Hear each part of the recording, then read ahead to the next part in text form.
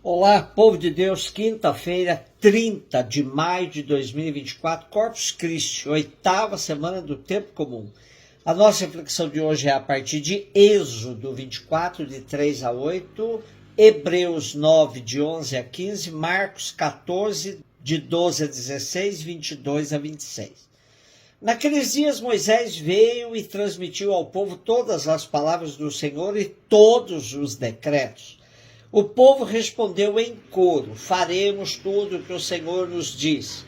Então Moisés escreveu todas as palavras do Senhor. Levantando-se na manhã seguinte, ergueu ao pé da montanha um altar e 12 marcos de pedra pelas 12 tribos de Israel. Em seguida mandou alguns jovens israelitas oferecer holocaustos e imolar novilhos como sacrifícios pacíficos ao Senhor. Moisés tomou metade do sangue e o pôs em vasilhas e derramou a outra metade sobre o altar. Tomou depois o livro da aliança e o leu em voz alta ao povo, que respondeu: faremos tudo o que o Senhor disse e lhe obedeceremos. Moisés, então, com o sangue separado, aspergiu o povo, dizendo: esse é o sangue da aliança que o Senhor fez convosco, segundo todas essas palavras. Moisés comunica ao povo todas as palavras do Senhor e o povo aceita. Essa hipérbole, todas as palavras do Senhor, pode referir-se ao decálogo ou ao código da aliança. Depois, todas as palavras são escritas no documento ou protocolo da aliança, que confere validade e se conserva para o futuro. A leitura se detém. Os 12 marcos representam as 12 tribos, ao passo que o altar representa o Senhor. Uns jovens oferecem holocaustos e sacrifícios de comunhão. A vítima oferecida se consagra, seu sangue, que é sua vida, é agora sagrado. Ao ser repartido entre Deus e o povo, o sangue une um vínculo sagrado às duas partes.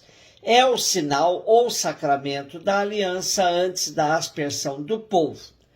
Antes da aspersão do povo, procede-se à leitura ou proclamação do protocolo e o povo, uma vez mais, aceita.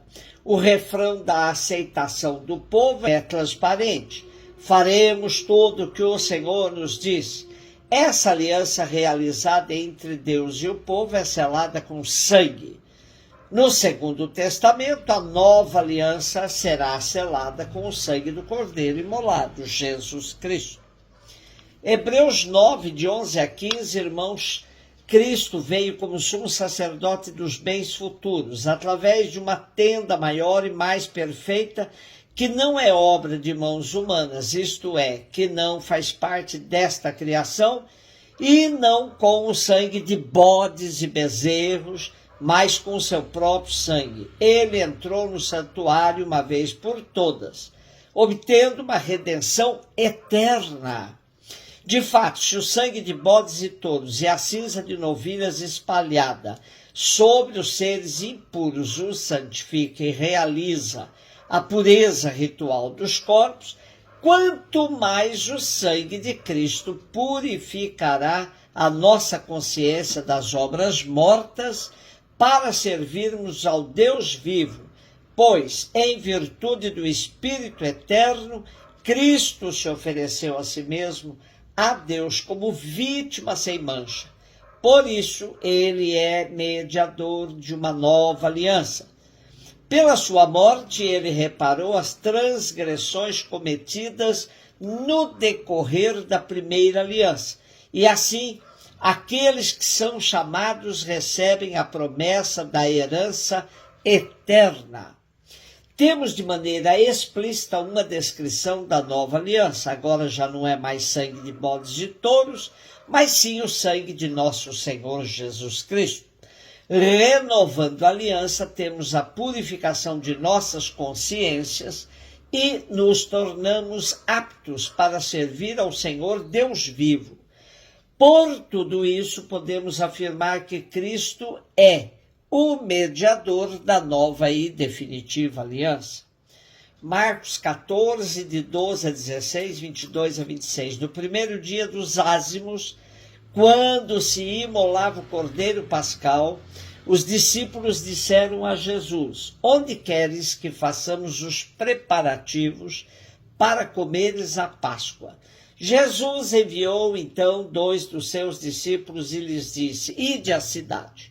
Um homem carregando um jarro de água virá ao vosso encontro. Segui-o e dizei ao dono da casa em que ele entrar: o mestre manda dizer: onde está a sala em que vou comer a Páscoa com meus discípulos?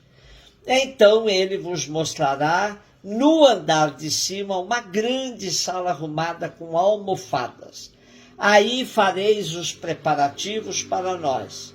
Os discípulos saíram, foram à cidade.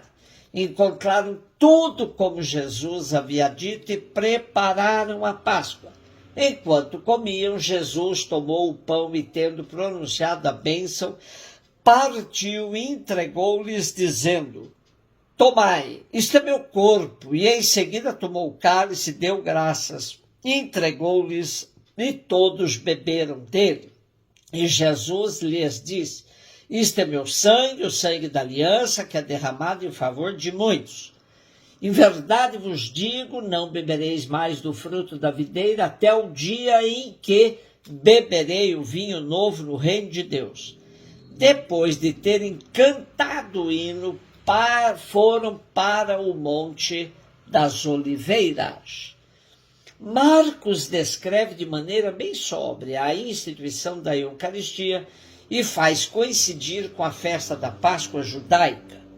Jesus já tinha preparado tudo e somente indica o lugar para que os discípulos possam estar com ele. A celebração da Páscoa marcava a noite em que o povo de Deus foi libertado da escravidão do Egito. Jesus vai ser morto como novo Cordeiro Pascal. Sua vida e morte são o início de um novo modo de vida no qual não haverá mais escravidão do dinheiro e do poder. A celebração de hoje remonta ao século XIII, mais precisamente em 1264, o Papa Urbano IV instituiu a solenidade do Corpus Christi. Na época, o cônego Tiago Pantaleão de Troyes, de Liège, na Bélgica, recebeu o segredo da freira agostiniana Juliana de Montcornillon, que teve visões de Cristo demonstrando o desejo de que o mistério da Eucaristia fosse celebrado com destaque, uma vez que a outra celebração sobre a Eucaristia se dá no meio da Semana Santa, na quinta-feira. Foi essa a motivação inicial para a solenidade do Corpus Christi. Hoje conectamos esse dia com a Quinta-feira Santa, ocasião em que se dá a instituição da Eucaristia por iniciativa do próprio Jesus. É mais uma ocasião para fazermos memória daquele mandato de Jesus que devemos celebrar em sua memória. Cada vez que comungamos do corpo e do sangue do Senhor, renovamos os nossos compromissos de testemunhar a presença eterna de Jesus no meio de nós. E como nos alerta o padre Collins, saudoso, a festa de Corpus Christi não é veneração supersticiosa de um pedacinho de pão, nem simplesmente ocasião para procissões triunfalistas pelas ruas. É comprometimento pessoal e comunitário com a vida de Cristo, dada por amor até a morte. É o memorial da morte e ressurreição do Cristo, como diz a oração do dia.